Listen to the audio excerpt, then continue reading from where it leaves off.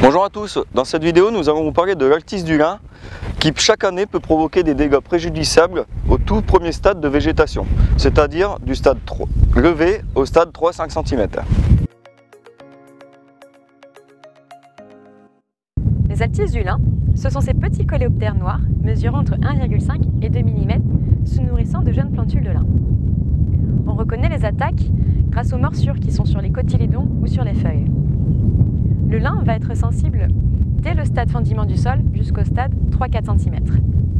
Ces attaques peuvent provoquer un ralentissement de la plante jusqu'à la mort de celle-ci. Comme le lin ne compense pas les pertes, il est important d'échapper aux attaques de ce ravageur. Pour limiter au maximum les dégâts causés par les altises, l'agronomie reste le premier moyen de lutte. Par exemple, détruire finement les résidus de culture ou d'interculture qui peuvent servir d'abri aux altises durant l'hiver, ou encore attendre des bonnes conditions de semis pour favoriser une levée rapide et homogène de la culture, ce qui permettra de diminuer la période de sensibilité. Les altises passent l'hiver au stade adulte. Durant cette période, elles vont être en hivernation, c'est-à-dire qu'elles sont toujours en activité, mais qu'elles restent cachées sous des abris.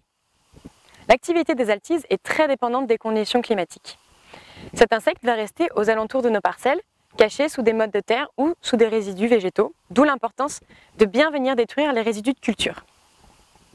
La fin de l'hivernation arrive lorsque les températures remontent au début de printemps, lorsque la température de l'air atteint les 12 degrés environ et la température du sol les 11 degrés. Des températures chaudes vont favoriser l'émergence des populations adultes. Lorsque les températures du sol auront atteint environ 15 degrés, les altises vont sortir pour se nourrir de leurs plantes hôtes, dans notre cas, le lin en germination. Vous l'aurez donc compris, des conditions très ensoleillées et avec des températures chaudes vont favoriser l'activité des altises. Il est donc important de venir évaluer le risque dans ces conditions-là. L'un des moyens les plus efficaces pour évaluer l'arrivée des altises sur les parcelles, c'est l'utilisation d'une cuvette jaune comme vous avez juste ici. La lutte contre les altises nécessite beaucoup de réactivité. C'est pourquoi Arvalis vous propose une grille d'évaluation du risque qui prend en compte le stade de la plante, les conditions météo, les dégâts déjà causés par les altises, mais également la population d'altises présentes dans la parcelle.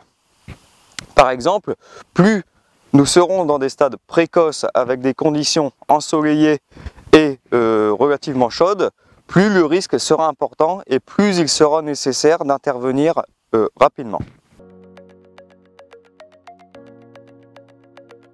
Une fois que la décision d'intervention est prise, voici quelques exemples de programmes possibles en fonction du niveau de risque.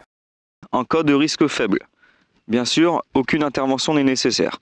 En cas de risque moyen, optez pour une solution à base de lambda-cyalotrine, par exemple Caratéséon, à la dose de 0,075 litres/hectare, sera suffisant.